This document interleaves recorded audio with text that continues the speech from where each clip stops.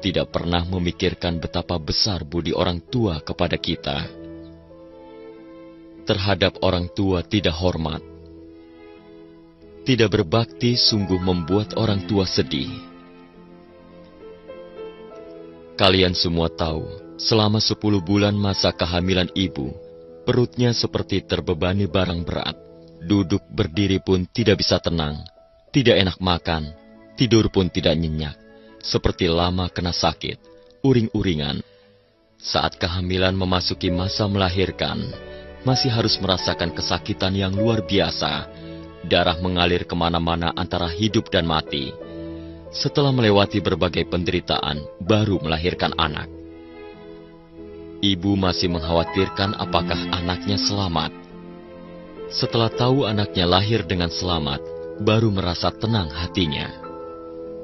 Setelah anak lahir, tidak pernah meninggalkan gendongan ibu. Menyusui anak, meski tangan dan kaki linu tetap merasa senang. Masih harus membersihkan pakaian kotor anak. Bila anak pipis di ranjang, ibulah yang tidur di tempat anaknya. Merelakan tempat yang kering dan bersih untuk anaknya. Tidak ada kata keluhan. 3 tahun dalam pelukan. Yang diminum oleh anak adalah air susu ibu.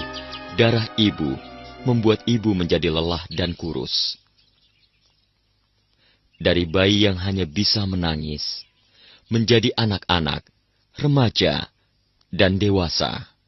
Orang tua entah menghabiskan berapa banyak upaya mengajari anak sopan santun dan budi pekerti.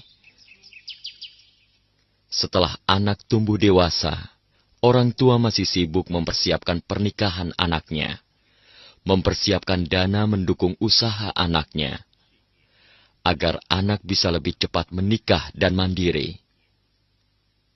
Kasih sayang orang tua terhadap anaknya sungguh dilakukan dengan segala daya upaya, tapi tidak pernah di depan anaknya membahas kata balas budi, juga tidak mengharapkan balas jasa anaknya.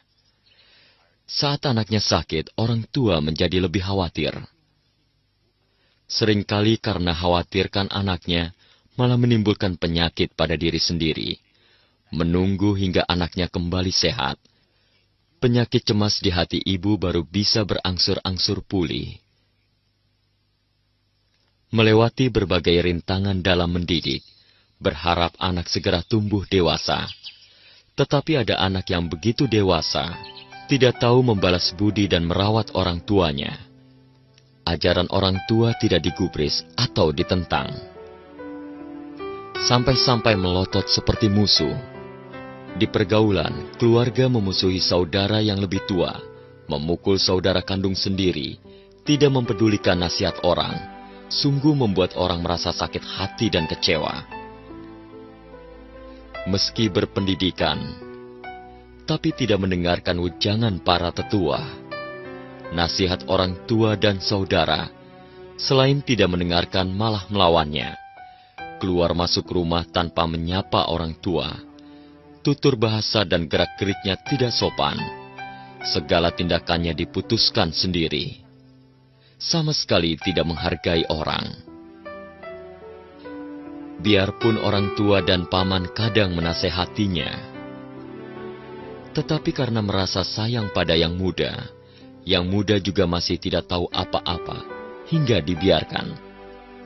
Tetapi pada akhirnya, kelakuannya semakin beringas dan kejam. Selain tidak mendengarkan nasihat, bahkan timbul dendam di hati. Akhirnya meninggalkan sanak saudara dan teman baik, malah bergaul dengan orang yang jahat dan merugikan.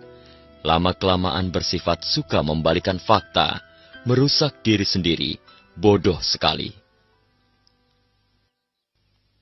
Begitu dibujuk oleh orang jahat, lalu meninggalkan orang tua dan keluarga, meninggalkan kampung halaman, berkelana, atau berkelana berdagang mencari nafkah, melakukan berbagai hal, seiring waktu umur pun bertambah.